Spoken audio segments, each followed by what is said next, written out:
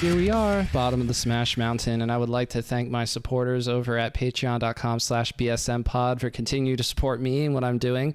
To all the lovely listeners and viewers, thank you for tuning in for yet another episode. Today we have Pulse Gaming's very own Blue coming all the way out from Indiana, although you may have seen Blue performing and playing at Smash Summit 13. Definitely one of the more unique summits that you'll ever see in Melee history, and even though it's already a few weeks behind us, we'll talk about that. We'll talk about all kinds of stuff that Blue has. I mean, you have stories on stories, I'm sure, and I'm excited to get into all of it. But first of all, how are you doing tonight? I'm doing pretty well. Very happy to be here. How are you doing tonight, Jesse? Yeah, so I'm doing super cool. Yes, we'll do Ethan and Jesse. That's cool with me. So work day was I was there later than I wanted to be. I work Monday through Thursday, and I was late at work every day this week. I was late on Monday, I was late on Tuesday and yesterday, and today I said I want to leave actually on time, but I didn't end up do that. I left late again, but this is something you were also late from work as well. Do you want to tell me about that, or is it basically just the run of the mill stuff?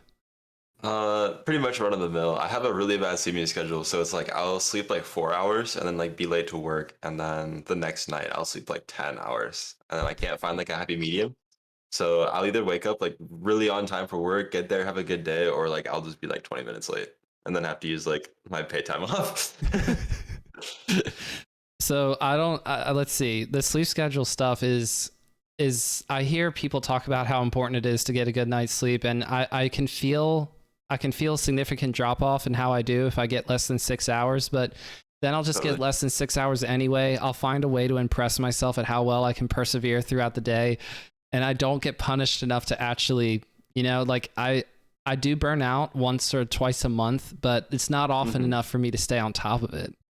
Yeah, that's what I'm saying. It's like I'll have like a week straight where like I'll get like 8 hours a night, and like I'll be like, I feel really healthy. Like I should just do this full time. But then like I don't know, I'll watch some movie or I'll go down some rabbit hole to like 1 a.m. or I'll watch Friends or something lame. And I'm like, no, it really doesn't take much. I think there have been nights where I find this random, I mean, it doesn't even have to be stuff like true facts about such and such an animal by Frank. It can just be the most asinine thing that I later say to myself, why did I do that? It was up until 3.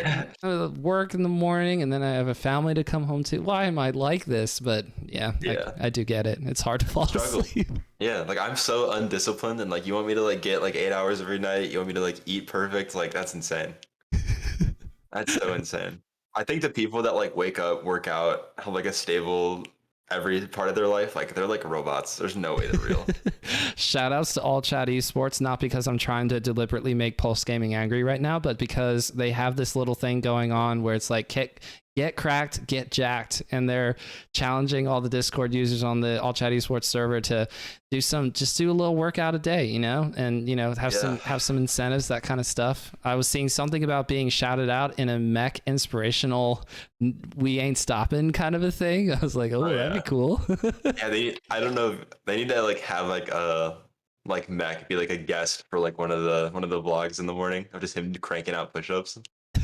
It's literally just like an amazing crossover that's waiting to happen. Hopefully mech gets the people going. People will crank out push-ups if mech's already doing them. Yeah, that was such a tempting thing when I saw him at Pound. I said, hi, it was nice to meet you, Mech. I interviewed a little while ago on the podcast, and he said, oh, yes, I remember. Oh, that was such a good time. Oh, it's good to see you. And I'm like, I feel seen, but I know that Mac probably does that for a lot of different people, and I was like tempted. I think he's genuine. So tempted right there to be like, Mac, do you want to? I know that this is only Friday morning, and you have all of Pound to go, but do you think we could do some push-ups right now? I resisted the urge, but it was so tough. He would have told you, yeah. I bet he would have too. He totally would have said, yeah. I was hearing from people at Summit, and then of course on the podcast, that he was like pushing himself so hard to do all those push-ups, and he himself on the mic was saying, I'm definitely feeling my ceiling right now. I'm so happy that I like took a set at some point. Yeah, he'd play top level Melee into like 30 push-ups and to like get right back up and do it again. Rinse and repeat. I'm like, dude, like you got to get it together, man. Like you can take a break, like you're at Summit. You take a little break from the push-ups, but no, I respect his grind, his work ethic, insane. I could never be him. I too feel like I can never be mech, but there at least I'm feeling somewhat inspired to think about it and consider it. I've done a lot of extra thinking about working out because of mech, so thank you Yeah, for me too. giving me Me too. good thoughts Shout out to about. Mech. I'm Shout out just to like Mech one time. formulating. Yeah. Wanted to ask you about your origin story, and you can spend as much time or as little time on this as you want to. I'm always interested to hear about how people get into Melee. I'm curious from your perspective. This is Midwest, but were you born and raised in Indiana? Is that Yeah, more or less the story? my whole life, yeah. I've been from Northwest Indiana. Uh, Blessing and a curse. I've met like a ton of like really great, cool friends, but there's like the area itself for Melee isn't like in like when you think good states for Melee, like I'm sure Indiana is like one of the last ones to hit your brain, as it should be. Like come on, like I'll just be blunt. But yeah, I think how old am I? I'm 20. I'm about to be 21.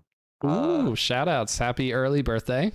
Thank you, June 4th. So if anyone wants to buy me a drink, let me know. No, I'm kidding. Uh, but yeah, I was about 15, 16, I believe, and I literally think I just saw some like YouTube video that was like top 10 Falcon punches, or just like the traditional like just like found some compilation video, and I was like, yo, like tournaments, this is dope. So like I showed like one of like my IRL friends like who I went to high school with. It was like our junior year. Um, we literally just played like Falco Ness like in his room for like a year straight. And I wasn't like a Discord or a Facebook kid when I was like 16, 17. So like I had no idea about like the local scenes or like there was like a local like 30 minutes away from me that like a town like I literally worked in that like I didn't hear about till like a year after I was already going to locals that were like an hour and a half away. So yeah, so like through like 2017, like, it was kind of just like me and my friends like playing like in our room, not like going like super hard. And then in 2018, that was like when I first entered a tournament. It was in July. It was Smashville 7. If there, it was like a Nun Zamu grand final. So it was really weird. It was a really weird like Southern Indiana tournament. It was like oddly stacked for no reason. But I went for some reason. I drove like 6 hours for my first ever tournament. So that's exciting. And I never went back. That's for sure. Never doing that. Never doing that shit again. But and so that's been a fun ride. I've been attending like a bunch of locals. I've gone to like quite a few majors. I went to Big House 9, Splash 5, Riptide, and then this year I'll be going to like Riptide and Big House again for sure. I was gonna try to like go out, had to cancel on Gommel unfortunately. Aw. Hopefully my friend won't hear that. He's still he's still a little mad, but Look, we are okay. Hold on. On this somber occasion of missing out on Get On My Level 2022, we recognize the fact that it would have been super awesome and that it is in fact very sad that we're missing out on it. So there you go. Yes, we are. Yes, it pains my heart that I cannot be a Gommel this year. Totally not a super relief, but next year Gommel. What I'm sad about is I know a lot of people in Nova Scotia area, and shout outs to Petra and Legs especially, been very nice to me and have both been on the podcast. And then there are other people up there. Shouts to Frog as well. There's people who are going to be going over to Get On My Level because it sort of unites Canada, and I think that Battle of BC4 will be very instrumental with that as well. I hope that a lot of Canadian Smashers show up for Battle BC4 as well. But for Gommel, it's obviously east side of the however you divide it. It's in Toronto, you get it. So there's going to be a lot of Nova Scotia players there. That's what I've heard. So I'm going to miss out on all that. But I will be at the Big House 10, and I just go, well, Detroit's not that far of a drive. I mean, Toronto and Detroit are actually sneaky close to each other. They're maybe only like 6-ish hours away or something. I don't know. Yeah, it's not bad for a drivable super major. Yeah. And I'll be actually going, so I'll be driving up to the Big House 10. That's the plan. It's only like an 8-hour drive-ish from PA from where I am in Lancaster. So I'll be there. So I'll get to see you in person. Hopefully we'll cross paths. There's only going to be like thousands of people there. So yeah, literally. Probably one of the biggest tournaments every year. I'm sure we'll find a time to grab a bite to eat or something. We'll have a good time. I'm interested to hear what you remember from going to the Big House 9, because watching that tournament live on Twitch, this was one of the tournaments where I really like following things in the Melee community. This is fun. I'm having a good time because this is when I'm sort of starting to really get into the swing of things in 2019. like Mhm. my heart, it was like I was watching Mango go on this crazy losers run, and I'm like, this is insane. And that Yeah. grand finals, what I thought, oh, this is like the best grand finals ever. Yeah, Recency bias. definitely up there. At least one of the best Mango Zane ones that isn't like 7-Eleven. Yeah. It's definitely hard to beat that one, but like besides that, I think Big House Nine's like a very But close second. the crowd in the back, oh, it just adds so much Yeah, energy. Yeah. it really does. I don't know if it's like a weird tangent I'm going into, but like there's like whenever like I feel like whenever like a player kind of like takes more time to be a player than they are just like a spectator, it can be sometimes hard to like remember the magic about like just watching top level melee and like watching like the best go at it. Because like if you're like a top 20 player in the world, like you could probably relate to what's happening like on the screen a bit more just because like you're like a lot closer in skill to that. But like I think that grand finals alone, like I wasn't like I don't. There was a tons of people there who like didn't make it out of pools that like were like amazing players. Like it was definitely one of those like majors or like one of those times in memory where like I was just like completely awestruck about like what I was watching on the screen. And then there was the infamous game 10, the Slippy like stopped Yes. for a second. Yes. Yeah, I remember. like half the crowd like ran to the front to like look like at the CRT on the like On the stage, yeah. yeah, I couldn't see it. I was like getting in my chair, like looking over like a crowd of people. I was like, "What's going on?" And then like it finally turned back on. But no, Yeah, that tournament was for the magical. stream it was the same way. We didn't see the first stock for either player. We just saw Mango recovering after seemingly taking one of Zane's stock, and they're both down to 3 stocks apiece. And I'm just like, this is perfectly timed. Like it's not at the end of a game. This is already some of the craziest melee I've seen all year. This is just a little bit of extra something to make it even pop more somehow. So I wasn't super mad, especially since we got to see the lost stocks. Somebody Yeah, that's true. got the Slippy file afterwards and uploaded it, which I thought, oh, shout out to Fizzy. Yeah, Fizzy was already shout doing out to- super cool things before rollback. That's so that's what cool. I'm saying. Ahead of his time, for real, honestly.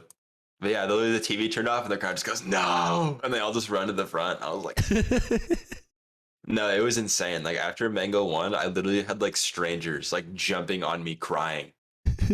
Like there was like this blonde kid that was like it's like screaming and like tears was like coming down his face. He like jumped into my arms and I was like, yes, dude, I know. Yeah, it was insane. It was definitely just a very unique experience as far as like all the time I've spent in the game. When you compare watching the Big House 9 to you weren't at Summit 11, but you would have been watching, I assume. So when you see Mango beat Zane, not with just Falco in a Game 10 Grand Finals, but then with Fox in a Game 10 Grand Finals, and you play Fox, so I'm just interested in hearing your perspective. Like, how does it change the way that you see the game as well as experience that magicalness? You were talking a little bit about how you might get a little lost in the sauce when you get to a high enough level that you're just thinking about, oh, they could be doing this, or oh, I would be doing this, or just recognizing, oh, this player feels awful right now. They just lost. Oh, that game 5 loss was so tough. But Yeah. when you're watching Mango do it again against Zane with the other Spacey, to me that was insane. I was like, how is he doing this with Falco and Fox Both on did it, FD? This is did it with insane. both. Insane. Yeah, I've always had like a very, very, very high opinion on like Fox. Like I don't think there's really like a scenario where like he isn't the best or like at the very minimum like second best, even at best, like in the game. But like um Mango's a very hard person to replicate. Like I Yeah. feel like I feel like you can like I feel like when you play someone you can kind of tell if they watch Mango because like they kind of want to emulate that style, but like it's very, very difficult to play like Mango, obviously. But like I think at least I watched the Fox one a lot more than the Falco one because like obviously I just feel like I always want to watch like the highest level Fox Mart there is, like that's awesome. But as hard as it is to like emulate in Mango, I do think there is like a ton of things to learn from like his neutral sense or like his neutral style and the matchup. It's like I think the flow I'm sorry, I think the punish game can like be kind of flowcharty, or like you can have like edgeguard flowcharts left out. You could have like combo trees that are kind of guaranteed. There's like I mean like Aklo did some like innovating with like certain like grab follow-ups and stuff like that, but like there's something about the way Mango uses like his dash dance and aerials in place, like approaching last second fade back, like nair stuff like that, where it's Yeah. like Not that I don't think Foxes weren't doing that already, but I think he really highlighted like how you need to like be moving in that matchup. It's like you need to be as like unpredictable as possible while like keeping the pressure on. Yeah, I think something that a lot of people, including Mango, pointed out is like saying Zane doesn't normally get like moved, and you don't normally move in super close to Zane because you're hoping to bait and punish. But I get closer to Zane than any other Spacey does. So I think that was something to the effect of how he described it, where it's not just like dash dancing significantly out of range or semi close. It's like right on top of Marth, that kind of range where Yeah. you would normally feel pressure yourself, but Mango's just Mango. So he probably has this feeling of, I'm Mango, baby. I could just come in with a nair. It's all good. I can just move around. I can just put this out and it wins. He nared into Armada's shield for 8 years, you know. He'll just do it against Zane too. He's been through the ringer enough. Yeah. Sometimes it works, sometimes it doesn't. When it does, it's the wonder. It's magical. It's a different game, it looks like, honestly. Yes, and so I'm super jealous of the fact that you've been able to be at bigger events like Smash and Splash 5 or the Big House 9. Actually, if you wanted to talk about Smash and Splash 5, I'm struggling to remember who won that. I want to say Hungrybox, but I actually don't know that for a fact. It was actually Wizro beat Hungrybox to win Smash. Oh, so it was Smash and Splash 4 that Hungrybox won. Yes, that makes sense. I think so. That might have been like a little bit before my time, like a year before. Yeah. But you're right. I remember because that was the audio listeners. I just did the Wizro pop off. You should check out the YouTube or Spotify. You can watch it on Spotify. Now you get it. All right. Anyway, back to you, Blue. Good plug. Yeah, I think that was like I think Wizzy might have won something over HBox previously, but I think this one was like a bit more legit because you had like Zane, Leffen, Mango, Club.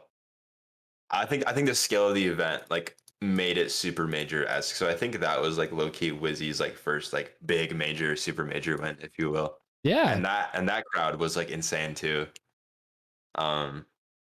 I forget who he beat during that run, but either way, he definitely beat Hungrybox and Grands to win, and that was like I had like a really good track record of like majors to go to. Honestly, like I've never been to like a bad one. Like I know some people aren't happy with like particular like big houses or pounds that happen, but I'm like I got Mango Zane, I got like Wizzy's first major.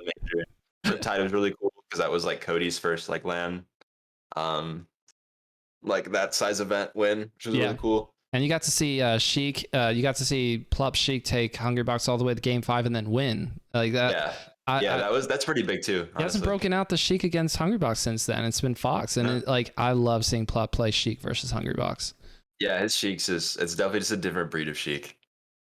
I think it's like definitely like the most trouble I've ever had playing against a Sheik in my entire life. I mean, I think it's more of like a style counter for sure, but like he just knows how to apply pressure without putting his character in like a bad spot. I think he is very keenly aware, even if I don't know how much he likes to nerd out about, because I've never talked to Plup. I don't know how much he likes to nerd about frame data, but I think he at least intuitively understands this is how fast my character can put out a move and then get out of trouble. Like understanding vulnerability and saying I can do this here because it's safe, or I can make a read if I want to, but still be fine afterwards. Like I think seems to have great gamer sense. That's how I'd like to put it. He'd be good playing a lot of games. Yeah, he's a gamer for sure. That's why I used to go to so many characters too. It's like he just kind of gets it, you know, like a more like fundamental level. Let's go, Plup. I'm actually interested to hear it. So I thought that for a long time, no one's ever going to play Sheik like Plup. And it's such a shame that it goes back and forth between Fox and Sheik for the most part.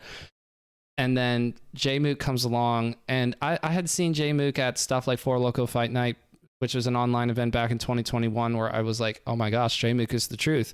I can't wait to see him at the next event. Oh, he was like, he did tour events for like 5 months after that or something. I don't know. I wasn't keeping track that hard, but I was... You're just going to top 8 randomly at a stacked event and then disappear? That's not fair. So I was really excited to see him pop off so far this year in 2022, Genesis and everything else. So I'm curious like what your own perspective is, because I'm assuming that you got to play against both at Summit. I'm struggling to remember if it was actually best of 5 for realsies set on stream, but you got to at least play friendlies with them, right? Yeah, first pleb, it was on stream, and like I'll keep it real with you. I totally got like triple three stocked. Like it was not pretty at all in any sense. It was definitely probably the hardest I got beat that weekend as far as like tournament sets goes. But yeah, I played a decent amount of friends with Jmook, and definitely different. Just like sometimes when I refer to like a player as like a wall, it might come off as like back airy or just like kind of like puts out a lot of moves. Jmook has just like a perfect perception of like spacing of like when he needs to like put out like an aerial and to grab, like when to up tilt, or like if you back off to try to laser him, you will get boost grabbed. You will get boost grabbed immediately. Like I don't know how to play the space versus him because he covers everything. It's matter. I'm like, oh, I'll just camp him since he just wants to like grab me, and then no, I still get grabbed. It wasn't fun. I was like, like you're just like a little too good, like slightly too good. So I would struggle, and I think it's because I already know how I feel when I get somebody like you on Blue, where I go, okay, this is awesome. I'm talking to someone who has seen a lot of cool things happen in person, and you got to play a lot of cool sets, right? You've done a lot of stuff in Melee that I definitely be like, oh, that's so cool. And I get the imposter syndrome of like, oh, do I deserve to do this? And I say, well, calm down, Jesse. We're just having a conversation here. No one's actually playing any Melee right this second. Yeah, But we're friends. We're hanging out. right, we're chilling. We're big chilling. Yeah.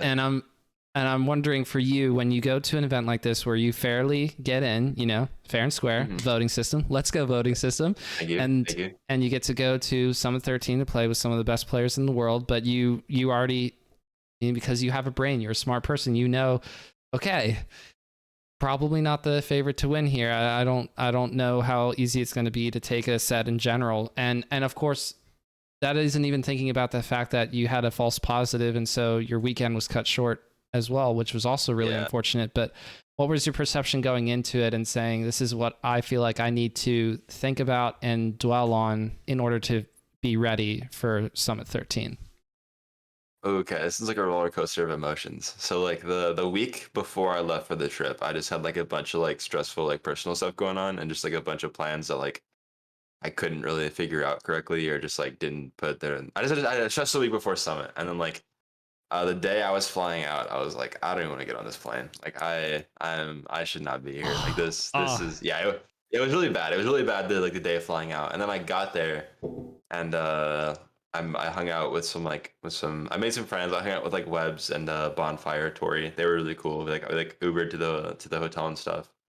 And then I made like really good friends with like Sora, Salt, and like I hung out with Mech a bit, and like it was really cool. And I was like, you know what, like I'm gonna have like a great weekend. Like these are like some great people. Like they're so nice, like respectful, fun. Like it's a cool trip. I'm gonna have a great time here. And then uh I did. I had a great time the whole time, but like definitely day one and day two, I kind of let the Twitch chat, Twitter, like Reddit comments get to me a little bit. It was especially day two. Like when I played, I think Frenzy dumpstered me really hard. Frenzy dumpstered me, and like that kind of like, not that it broke me, but I was just like, okay, like I just need to chill. I just need to like chill the fuck out. Like I'm sitting here stressing, like freaking out because people are making fun of me online. But like once like I kind of like got that out of my head, like I had a great time playing like Kadoran, Mech, Salt. Like I think at least I was a lot more comfortable playing them in tournament, which like yeah, I didn't win a set, like whatever. Like I don't really care. But I was just happy that I was able to play tournament Melee, and like if you even like look back at the VODs, like you'll see me like smiling and grinning a ton. And like that wasn't something I was doing day one, where I was kind of getting mopped up a little bit. But like once I just like understood, I was like, you know what? Like I know my place. Like I'm playing some awesome people. I made some great friends. I got so much practice over the weekend. Like I was all smiles like day three. So Oh, like that's that was good really to hear. cool. That's good to hear, Yeah, because it I was saw great. you smiling on the second day a little bit more as you're playing, and I'm going, what's that mean? What does that mean? Because I didn't really know you that well. I had reached out to you about doing this, before you went to Summit, but we obviously did. That's not enough for me to know. I reached out to Blue, so if he's smiling, I know what that means. It means he's having a better time. When people Yeah. smile while playing tournament Melee, I'm always like, What does it mean? Yeah, Because I'm I don't know like these people well enough to know. are they pissed? Are they Yeah. happy? Are they having a good time? Like what? I don't know. Yeah, I never know how to act. Yeah, yeah. When you're sitting across from that, uh, I was sitting across from somebody like Hungrybox or Mac. I mean, it seems intimidating because you just go Yeah, like, it's "What's like gonna happen?" like how am I supposed to interact with these people? Like like I don't know how to talk to Juan. I don't have good push up form. I'm not gonna I'm not about to drop and hit 20 with mech. Can't do that. But no, definitely. And like especially like talking to the commentators like a little bit and like hopping on the mic and stuff. Like I think just putting myself out there kind of like relieved the anxiety of like, oh no, the internet's mean to me. But like I literally got over it like after day two. Or like I got over it like in the middle of day two and I was like, I don't even care. Like these kids are miserable at home typing on their keyboards. I'm in California.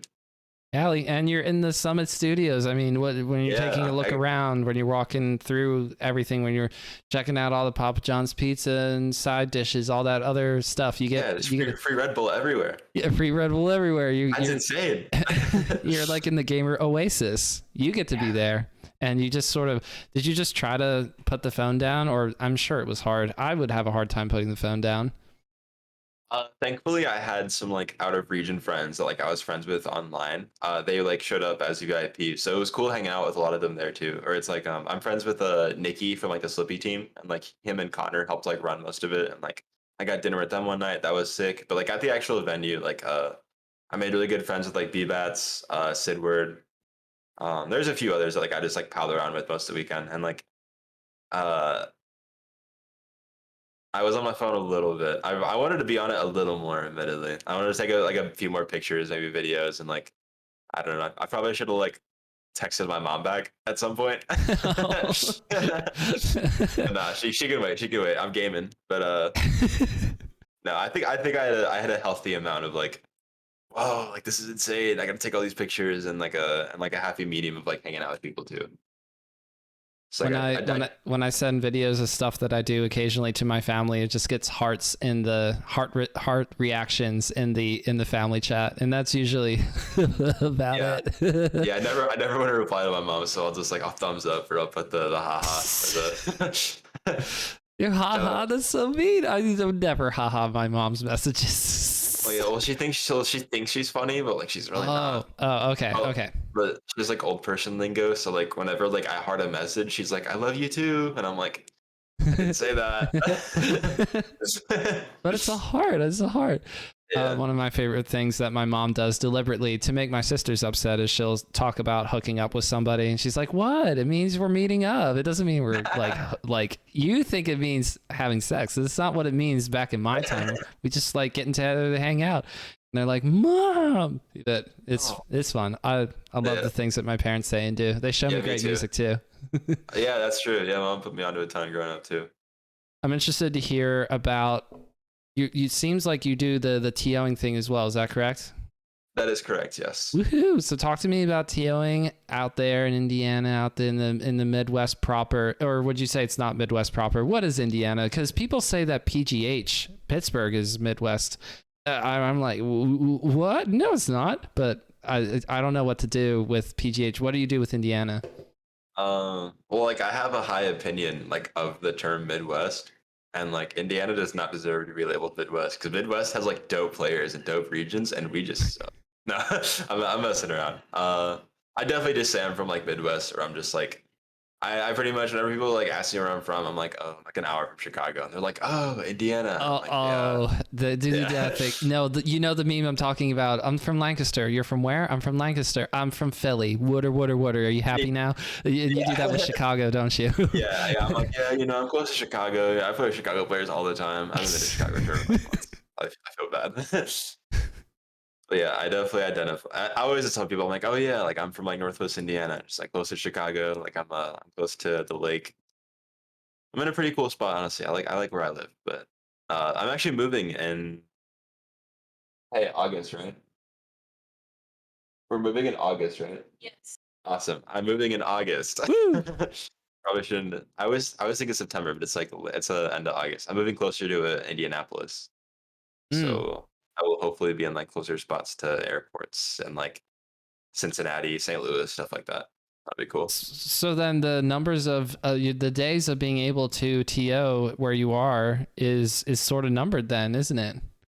Yeah, TOing can be very rewarding. It can also be very frustrating. Like the whole process of like tearing your PC setup down and like lugging like 3 CRTs. It's like it's obnoxious. It really is, but it feels good to like be the reason like you're seen as like an active local that's like has players like hanging out, competing, like growing as like both people and players. It's like it is very rewarding despite like how frustrated I might get sometimes. Are you enjoying the fact that you get to have people come out from an area that you like being in and say, "I'd like Melee too," and you're going, "Yeah, you do." And is it like 8 people? We're talking 20 people. How many people come out for the tournaments that you're helping to run that you're TOing? So wintertime, a lot of the like people like are at college at like say like an Indy or like an hour and a half south at like Purdue and stuff like that. So like during the winter, like our numbers are literally only like 10 to 12 most of the time.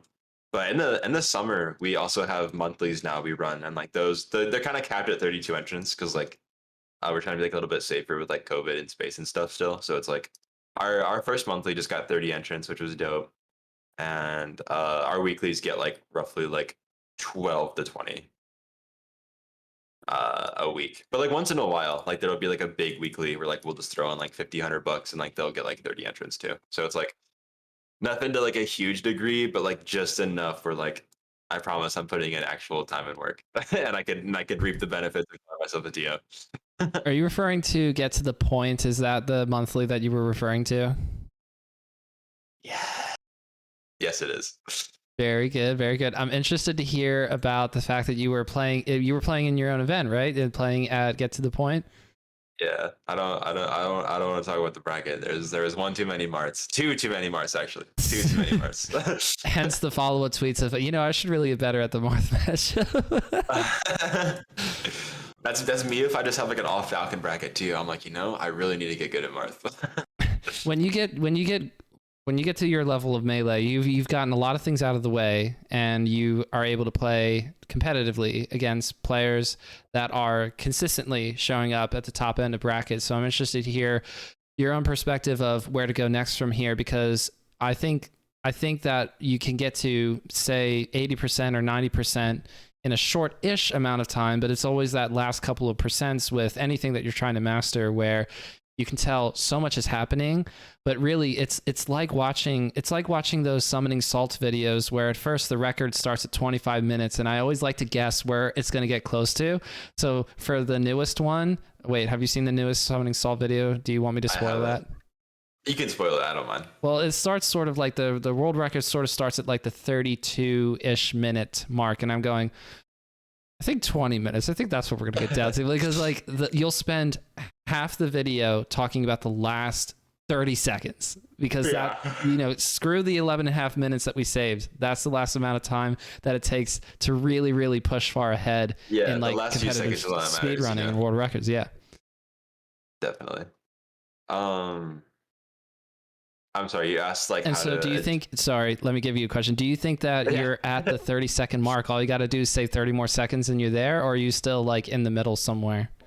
I think I am 100% like in the middle still. Like I'm very self-aware of like my place going into Smash Summit, and also like playing a bunch of those players that I did really put it into perspective. Like I might like it's like it. I hope it's not like egotistical to say it, but like I'm just like a big fish in like a small pond. It's like it's cool that like I was able to rise high like in my state, and like I'm able to like grow my community and stuff. But like when I move and like I can kind of step away from like my TO duties a little bit, it's like I do want to like travel a bit more, and like I do want to like enter like online more, because like there's so many killers like in every single online bracket, and just like the average like skill floor of Melee right now, it's like you cannot go wrong. You go to like any like regional anywhere, like there's destined to be some like very very high skilled players you're going to play there, and it's like I definitely cannot hit that next level without like extreme exposure to like a bunch of really good players, and like learning more about the game, understanding it more. Like I need to like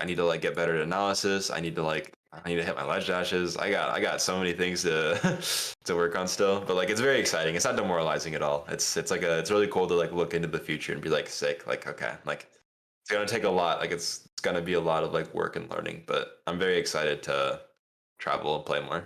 What was your favorite part about playing sort of in the beginning where you're starting to get all the tech skill down and starting to learn how to win matches in a tournament. Like, what was your favorite part about that?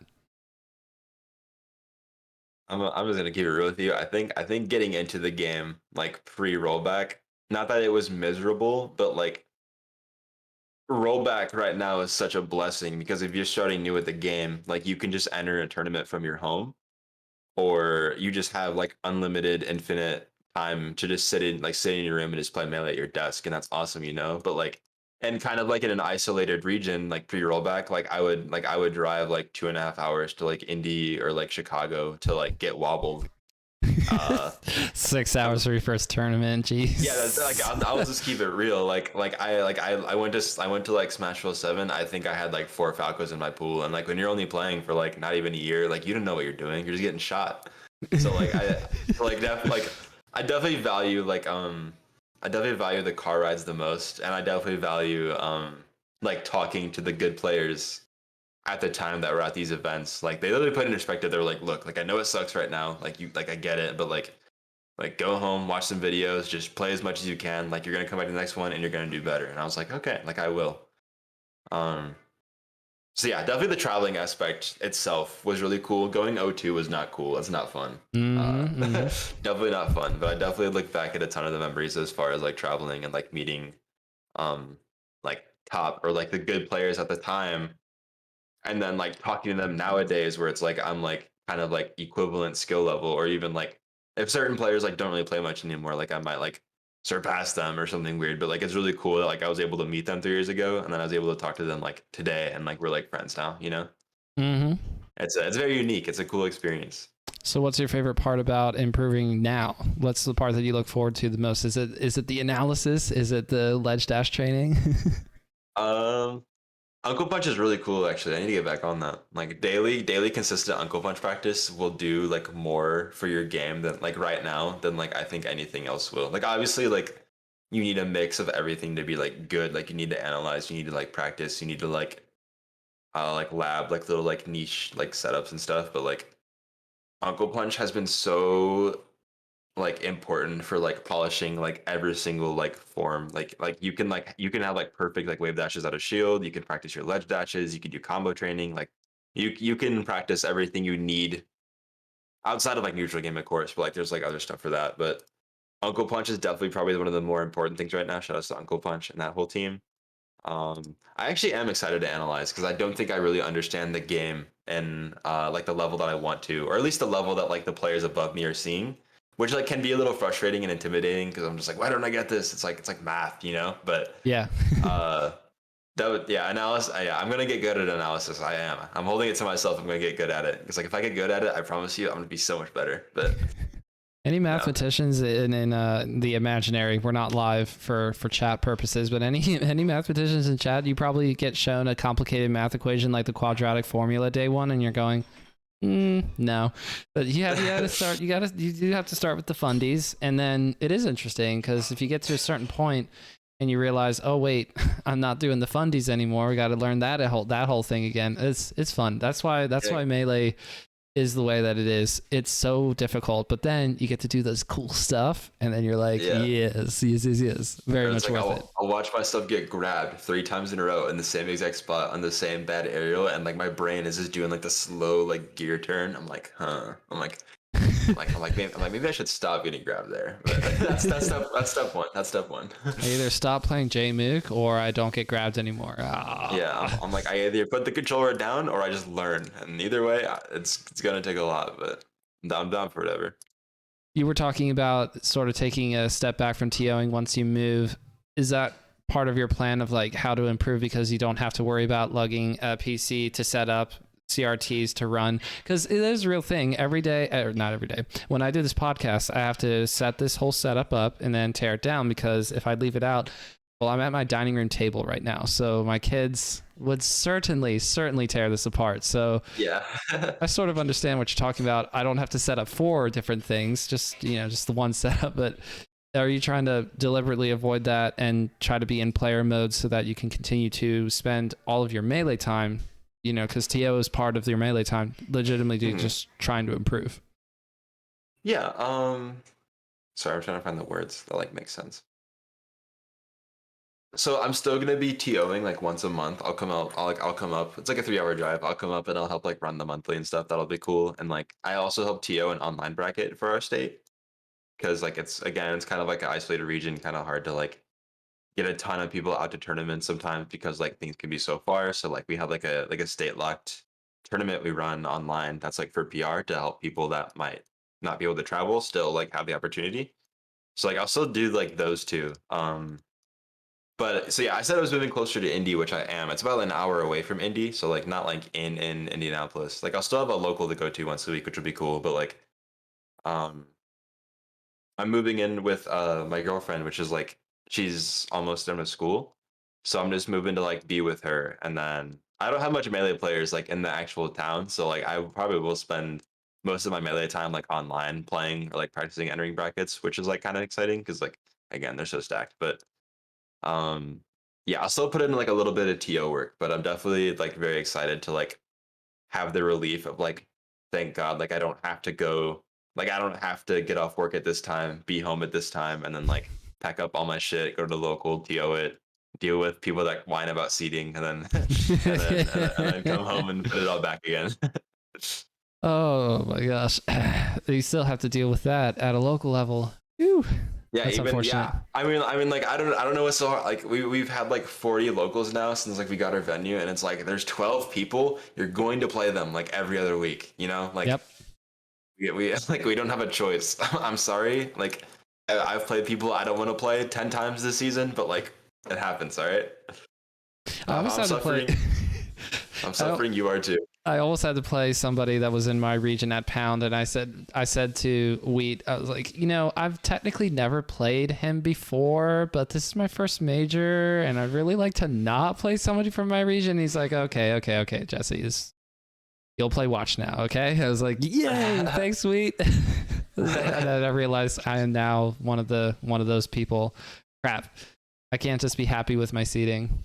I have to be all like, I actually want to play somebody outside from my region when I go to Pound. I turned into a monster. That's been like one of the more like abrasive things as far as like interacting with like maybe I'm like talking shit where I shouldn't be, but like sometimes like top players would be like, why am I 28 seed and not 26? And I'm like, dude, like it's like a super major. It's like it doesn't really matter. It's like most of the time they seem to avoid conflicts anyways. But like literally me, I'm just happy to be here. I'm just happy to be seated. Okay, I don't care who I gotta play. I just want to win. I just want to dub. Am I seeded to make it out of pools? Oh, that's hype. Yeah, sick, awesome.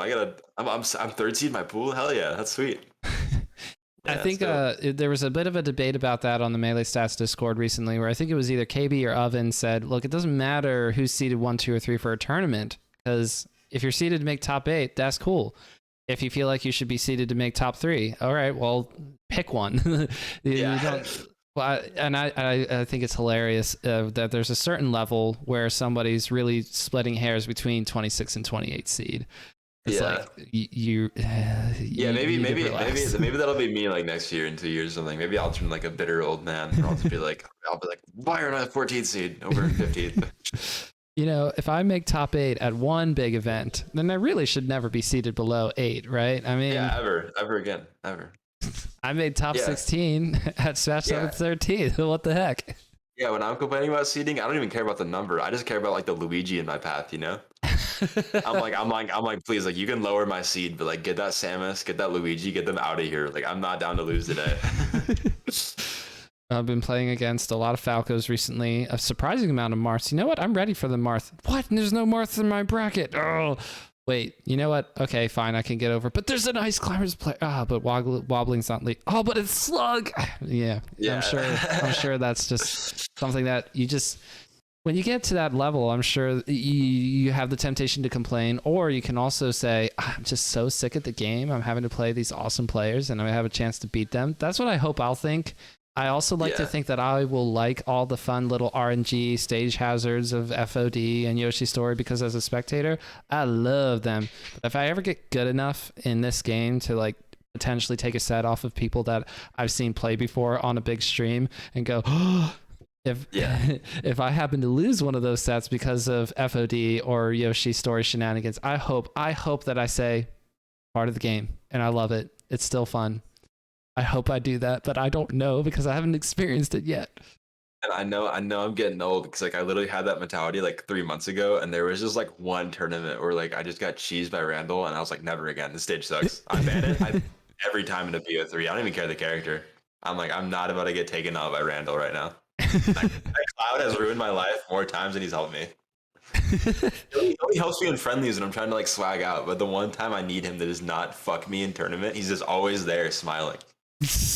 Oh, He's taken away, but only given in friendlies. That is a jerk move and a half, Randall. It's like I shine spike someone and then they still make it back, and I'm like, no, like my character's broken. You should die. That's not how that works. But all right, Randall, let him back, I guess.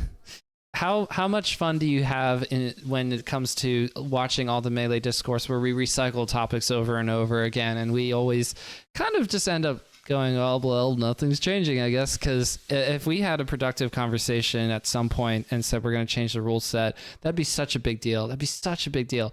But we haven't really strayed that far away from what the rule set has been since Slippy came out. That's when we started doing Frozen Stadium across the entire community. That was the last big thing to happen, and before that, it was wobbling. Those are the two big changes I've lived through as a Melee enjoyer, someone who's actually participating in stuff like the community, at least.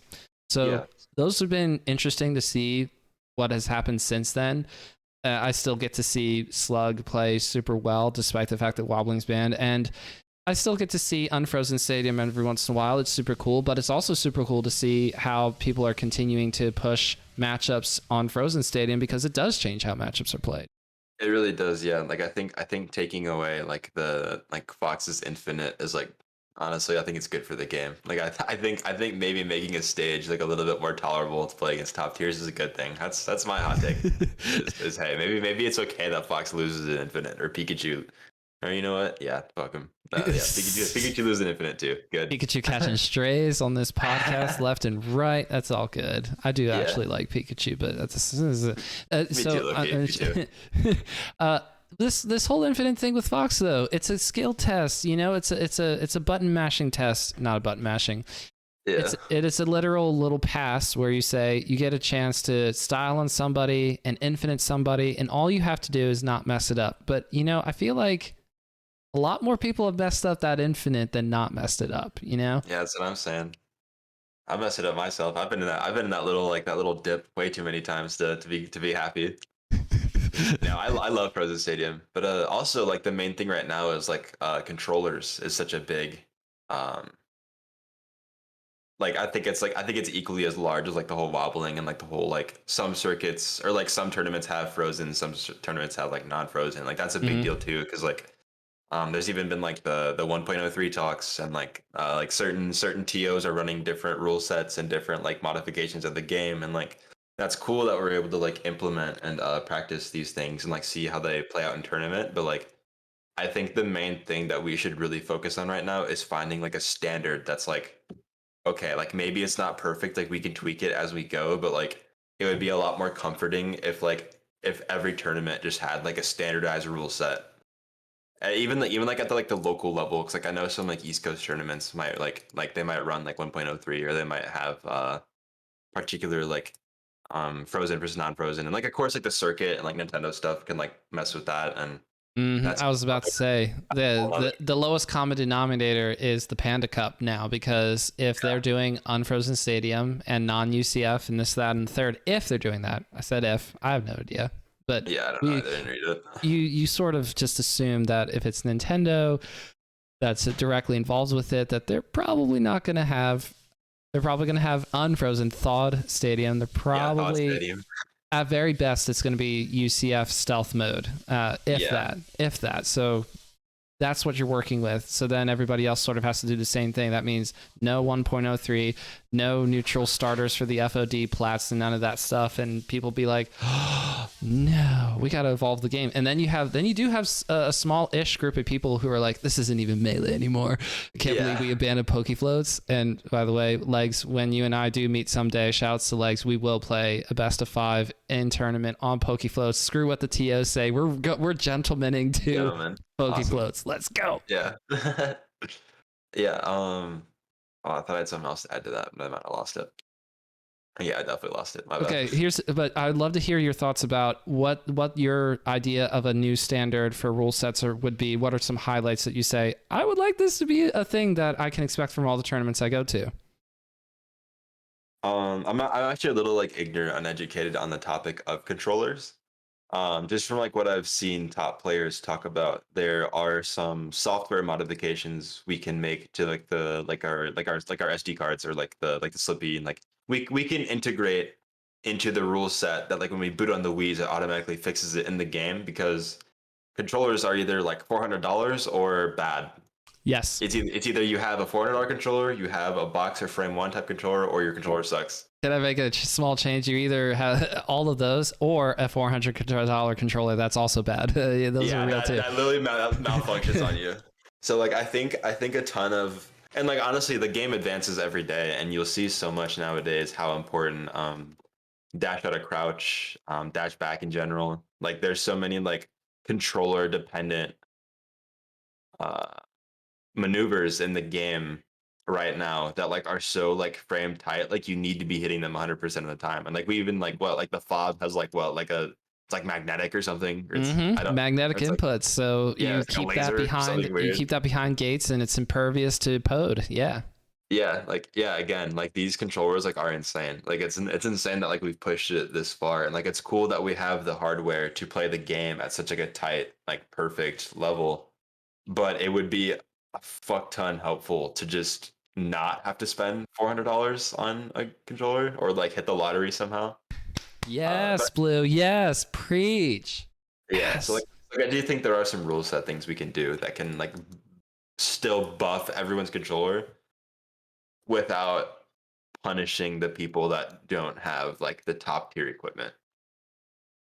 If I that makes mean sense. this in the nicest possible way. I think I did see on my timeline a hacks tweet that said this is what's wrong with 1.03, and the fact that his name is like plastered onto it. It's like, yeah, that is kind of how it is, because Yeah. you have this concept where you're trying to make a lot of things software fixable, where you can have different controller issues that have been fairly, like dash back out of crouch for most controllers.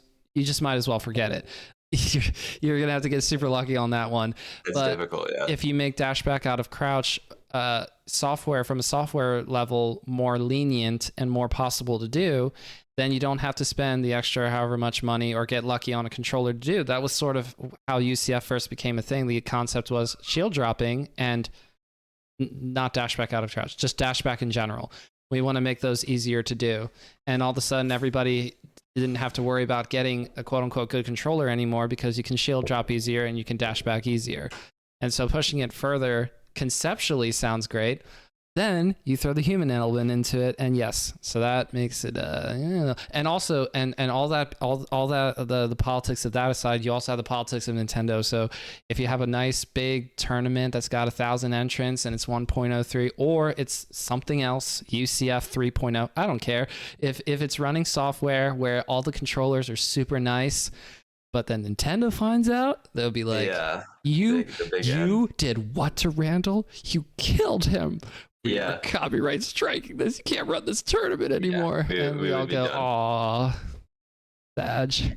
Man, even like another I guess it's not that big of a deal because like some people like them, some people don't. That's cool, but like monitor tournaments are they're either they're either really loved or like they're really hated. It's like people really like the nightclub, or like if you've heard of the Chicago local mid lane. It's like that, like I've been to those multiple times. I think those monitors are amazing. Like Unsure runs it so well. Like he's like the correct codes on to like make sure like it has like the same like latency. They're run very well, but like I've heard quite a few horror stories of like other majors having monitor setups. Like they didn't have audio, they were laggy, the picture was like disoriented, They weren't doing it right. They were like, oh, look at us, we're so cool running it with monitors. And you're like, yeah, that's because you didn't want to get CRTs and you're not Yeah. actually doing the Gecko codes correctly for Slippy. You suck. Yeah, it's you like know. it gets laggy, it's dark, there's no sound, it's like the chairs are uncomfy. I can't play on like I can't have a 3-man rotation because the chairs are too big. We got gamer chairs and stuff. Like I do like monitors though. Like I think when like they're like set up correctly, it's like I don't have an issue with them at all. I think they're fine. Yeah. But there's just even like friendly setups that majors have been to have just felt terrible. Like on monitors, have been like, this is bad. And And then nobody just was using CRT. Oh, sorry. Nobody was using monitor setups a pound. Everybody was using CRT setups a pound. yeah, exactly. Yep. There you go. But yes, you're right. If you're talking about mid lane, if you're talking about NYC Melee, the nightclub stuff, if it's somebody who actually is going to the work to make sure this is happening correctly and well, then yeah, monitor's fine. I'm just so CRT pilled, I can't help but just throw it in no matter how I talk about what's said. I love CRTs. I love CRTs. I will lug them every week, everywhere.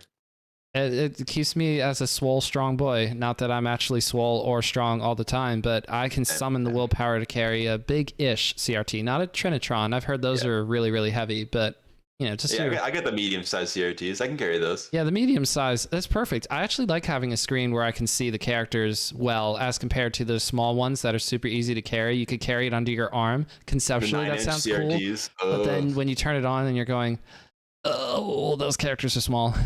Yeah, and then you gotta play dubs on a 13-inch CRT. Yeah, I'm good. I'm so good, actually. That's DQ. I'm like, I can't even see myself, man. Like, so this is the setup, and the TS says, yeah, I'll DQ you unless you play on this CRT. And you go, wow, you're really gonna? All right, well. Yeah, they can keep my $5. I'll set out this one. I'm good. I'm like, I can't even see myself. And you want me to play? Nah, so I'm good. Where are the chips again?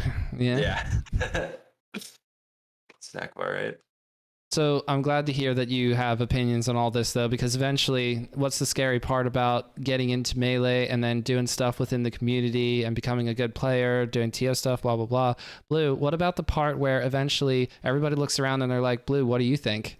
Because that's sort of, it is tricky because people like Hungrybox and Mango will be involved in Melee for the rest of their lives in some capacity. It's impossible for either of them to truly step away from the community and disappear a la Crush, I guess. But yeah, what do you think about that whole concept of saying you just like can get to that point where somebody says, or a group of people, excuse me, say, Blue, why don't you go ahead and call this one? Is that scary to you at all? Or do you say, that's not for me, I don't need to be scared about doing it or not, it's not going to ever be something that I'll do, I'll just say pass and let somebody else do it? Like what comes to mind when I say that?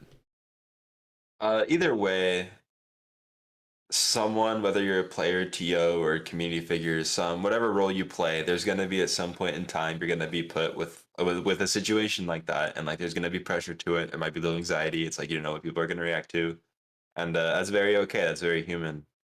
Man, I keep having like something intelligent to say and then just losing it. Maybe I'm just dumb.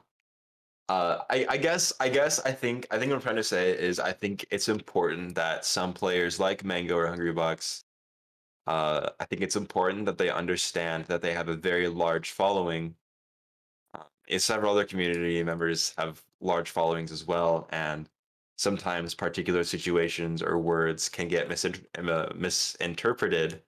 And again, like a lot of like the Melee fans like happen to be like they might be on the younger side, you know, like they might not know how to behave online correctly. So it's like they might be harassing someone online.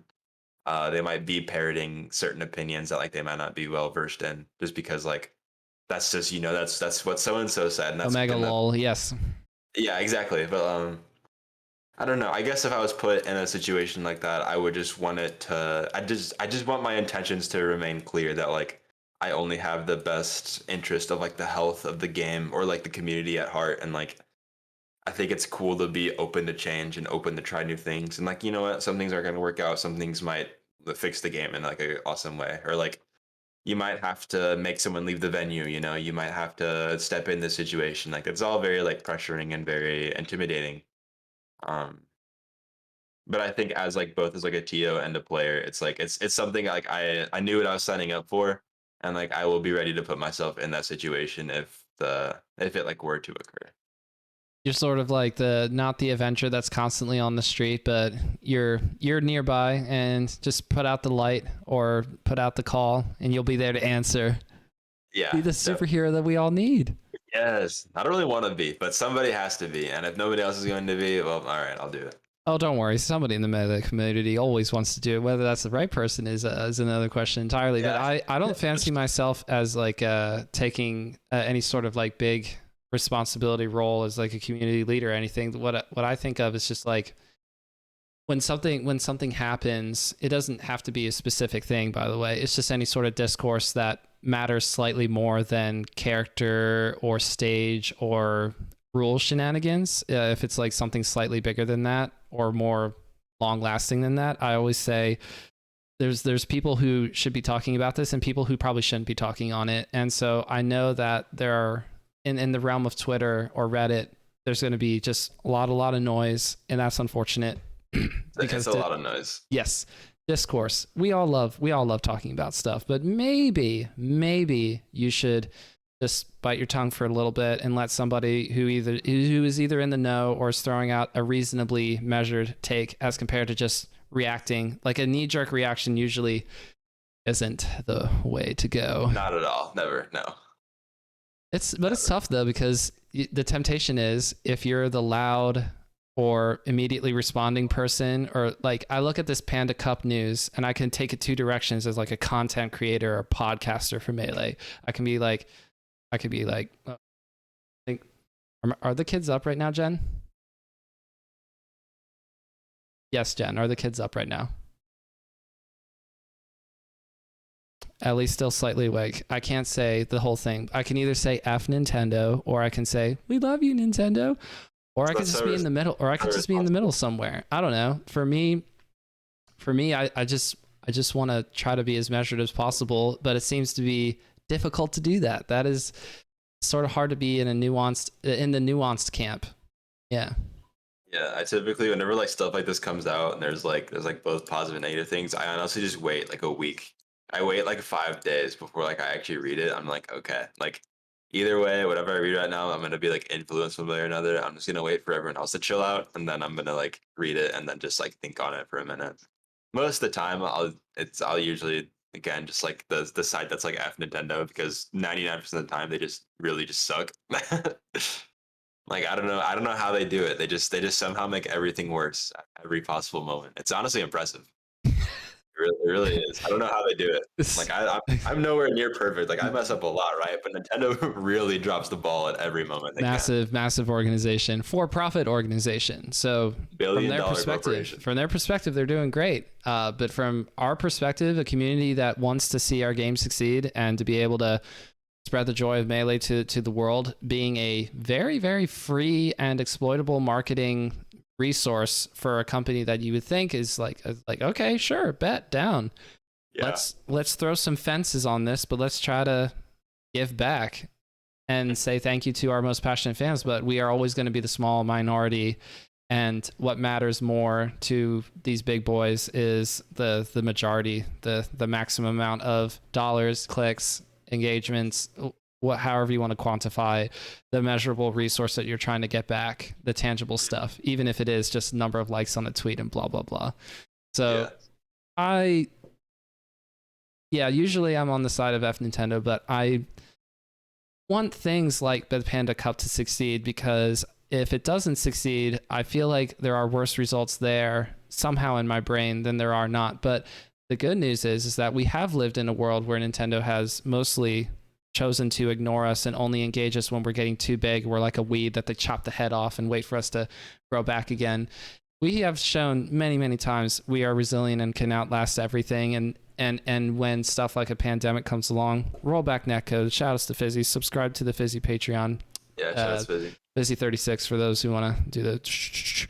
And so we can get past anything. We've proven that in 20 plus years of being a competitive community. So I'll just keep on being as measured as I can. I want to say, yeah, this is going to hopefully be a good thing, and if it's not, well then that's sort of par for the course. Yeah. Definitely.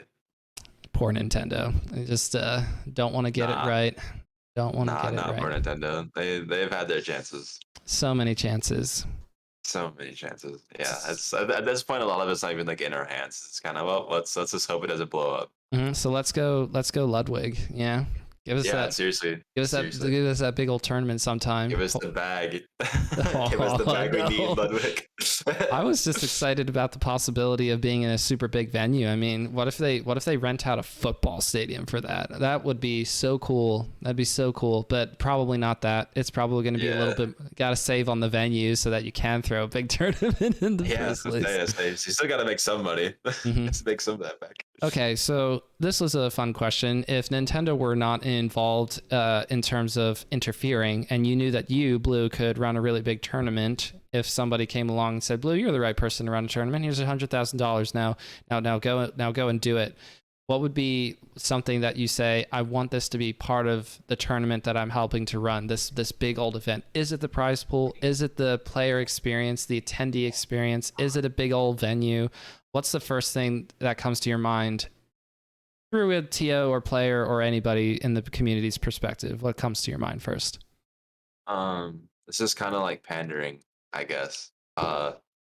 I think it's very, and it's cool that we have so many tournaments like this now, but it's very cool that like right now we've had a lot of emphasis on supporting tournaments and I'm sorry, supporting tournaments that cater to maybe the newer or lower level players. There's multiple tournaments a week, like Tired of O2, um, Only Only noobs. Noobs, yeah, that are Mhm. like promoting these like again when I was getting into the game, it's like I was spending $40 on gas and then $30 tournament entry fee to literally just go to like that didn't make me want to stay in the game. It was the fact that I loved the game and I wanted to play it, which made me stay. So I think it's important to maybe have something like an amateur bracket or have like round robin pools, like Swiss pools. I think Swiss is really cool. But then again, it's like some top players or like higher level players like in regions like are gonna have their complaints about like round robin and stuff like that. So like it's very hard to find like a happy medium of like catering to like both the low level, mid level, and high level. Because like you gotta it's like making Smash tournaments like making them worth the traveling and like the bang for your buck is very important. So it's like the players that place well, they need to get paid well. The players that are gonna go to like need to have a bit more melee there in order to make their trip worth it. And then like I don't really know how to make the mid level go to more tournaments or like to support them. It's like a lot of the mid level players like bank on just loving the game and hoping to get like better, you know. But I think as a TO, I think if you run a tournament that like runs on time, it's like decently affordable. The top 8, top 7, top 5 or something still gets paid, and you have like at least like amateur bracket or round robin pools. I think you do like a very good job. I would splurge on food. Yeah, yeah. Honestly, catering that's insane. I'm just saying, Like, like, I went to Pound. They said you're on your own, losers. Like, yeah, there every was major. food that was sold, not sold. What's the right word? There was like Laurel Park is basically a horse racing track, and so there's restaurants inside, kind of, and they have the typical, very extremely unhealthy food, and that's fine and Yeah, everything. That's also overpriced, by the way. I just went outside the venue and went to like Five Guys at Chipotle for food because yeah. It's like down the street. but what I'm saying is that what if somebody just like, or we just have Chipotle catering for lunch and then something else for dinner? What if we have like hire a whole Summit. frickin' catering company to just handle the whole weekend, breakfast, lunch, Yeah. dinner?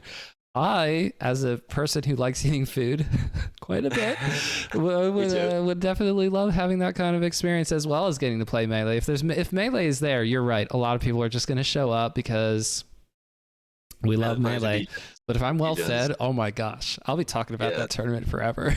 Yeah, it's like Summit feeds you like breakfast, lunch, and dinner. Like that was insane. That was such an experience. I've never actually been like fed like at majors before. Like Yeah, I'll eat like once a day at majors, you know? Like no, like I do not go there to be healthy. I'm there to game until 4 a.m. and then like be miserable at 10 a.m. pools the next day and then be mad when I lose and then party the night. It's like it was such a unique experience to just like lose and then there's just like a plate of Thai food. I was like, nice, like sweet. This is good for me and I'm like no longer miserable. exactly. That Yeah, sounds that's that that's good. sounds That's like it would good. be awesome Catering's for smart. a major level experience where it's easy-ish to feed 50 or so people or however many people are at the Summit Studios, but it is definitely harder to feed. It's like literally it's a miracle that Jesus did feeding 5,000 people. This is a lot of it's like money. if there was like an extra $5 or $10 on the venue fee that just goes to like ordering like a bunch of pizza or like a bunch of like I don't know, so like whatever local restaurants like I would happily give an extra 10-15 bucks in my venue just to make sure I'm fed, you know? Oh my gosh, that's genius. Wait, it literally is like this is your food fee for paying for the whole, like to pay to go to a big event. If they said, here's why you're getting charged $15, you're gonna get fed. So shut up. I would be like, happy to feed me, yes. Like a Yeah, bird it's like holding my mouth open, waiting for food to go into it. yeah, like at the end of the day, if I'm going to like a super major, chances are it's gonna be a pretty expensive trip after like hotels and stuff anyways. 30 bucks is not gonna kill my chances of going to a trip, you know? And if it does, then I'm sorry, you shouldn't have been going in the first place. If 20 bucks, 30 bucks is hindering you from going to this major, then like look, I'm sorry. I'm broke. Like I'm literally I don't have that much money. Like I had to pull out of quite a few tournaments, but like look, if 20 bucks is the reason why I can't go to a tournament, I should not have been thinking about it in the first place. I got bills to pay, you know. I need that 20. But it sounds so fun. My favorite player is Yeah. gonna be there. No, it is. You're right. $20 should not be the make or break factor, especially since we've had these big majors for such a long time now. Be at in the $100 to $200 range or however much it is. How much did I pay for the big house? I already registered for it, by the way, because I'm just so excited to go to the big house. It was I like, think without the badge and everything, I think it might have been like 70, I maybe.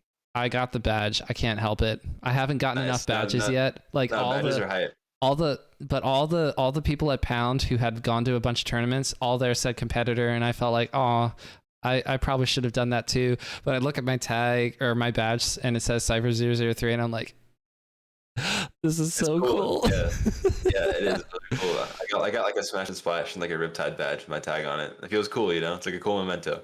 So cool. I was there, did compete. Wait. For Riptide last year, were you with Pulse? No, I got signed in January of this year. Well, congrats to that. Congrats. What if the Thank next you. one does say Pulse Blue on the badge? How cool would that be? Well, let's just hope I'm with Pulse for a very long time. Yes. Well, Yeah. Riptide's not. Wait, hold on. I assume most of these contracts are like 6 months or 12-month long sort of deals. You don't have to get into specifics. I mean, like I'll be with Pulse still when like Riptide comes, but like maybe like in 5 years from now, and like I'm in like FaZe Clan or something, I'll be like, oh yeah, I was in Pulse. That's dope.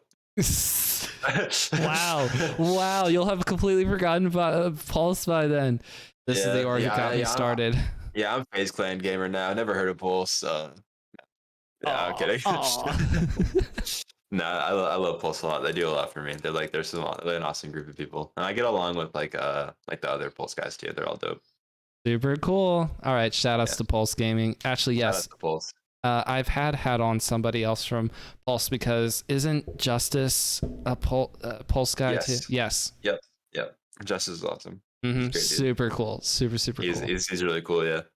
All right, so I don't have any patron questions for you, so I would like to open it up to you, Ashley. Was there anything that you wanted to talk about before we get out of here? Now, I don't have any big awesome segments like Touching Grass from Waiting for Game, which people should check out, by the way, because you'll get to hear about more of Blue's Summit experience. There's a great Hungrybox story in there.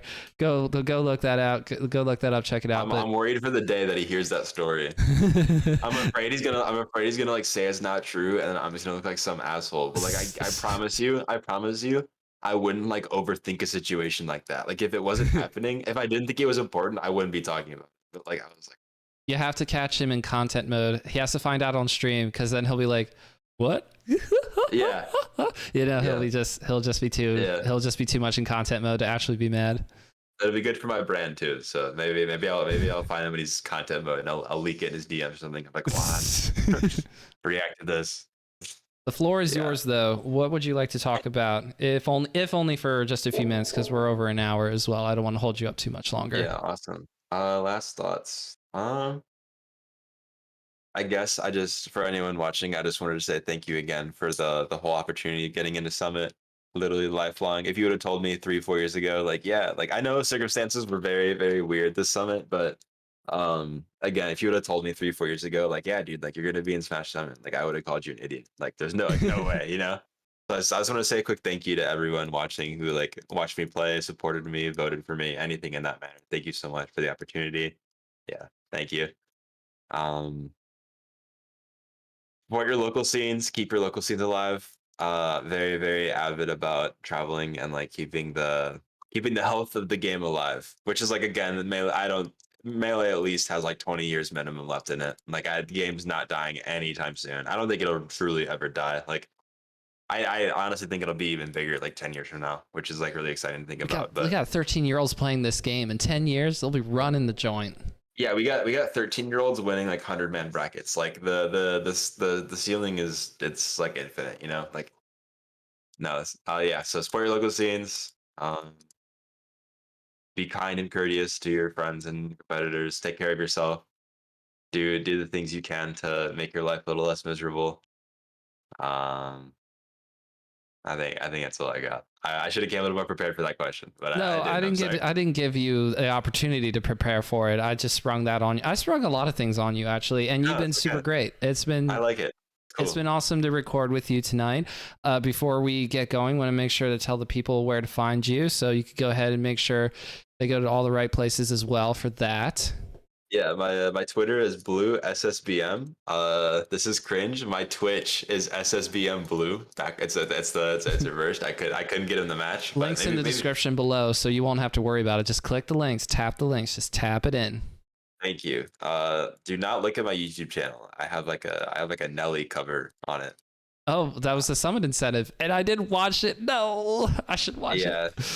I don't want you to watch it. It's embarrassing. Oh. Honestly, it was really good. It was really good for me actually because it kind of let me put myself out there, and I was like, you know what? If I could look like that in front of an idiot in front of a camera, I could go to Summit. So I am or am not watching it. I'll link it to you once we're done, and then I'm gonna shut off my computer so I can forget about it until tomorrow. I appreciate that, Blue. And once again, thank you so much for joining me on Bottom of the Smash Mountain. Yeah, thanks so much for having me on. I had a great time. It was wonderful meeting you, and I'm looking forward to the day we meet at a major too. We'll go out for lunch or something. The Big House, Ethan. That's when we're gonna get to, and hopefully, I mean, you know, Contra, fellow Melee Stats person in the Melee Stats Discord. So let's celebrate Contra's 24th birthday. Let's go. Yeah, happy birthday, Connor. Connor. When that is actually Connor's birthday weekend is the Big House, so like that's why we're doing that. Awesome. Happy birthday in a few months, Connor.